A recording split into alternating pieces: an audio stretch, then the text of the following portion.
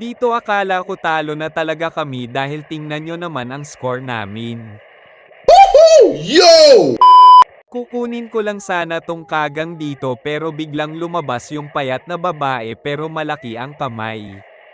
Kaya pinakagat ko na lang ito sa asong buwang ko.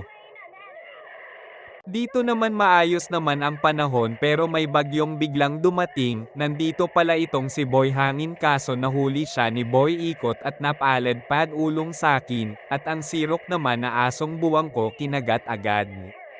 Pero may kasama palang dinosaur si Boy Hangin at buwang rin, tingnan mo naman dila gab itay.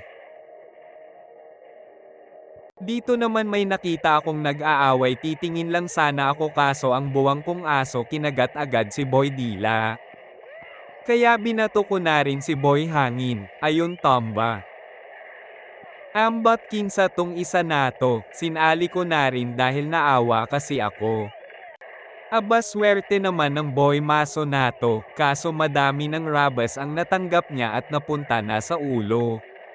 Damay patuloy dalawa ng kasama. Nakasalubong ko dito si Boy Dila, kaya itong aso ko kinagat kaagad. Grabe sirok naman ito, hindi na akong inuya, tinulon na ako kaagad.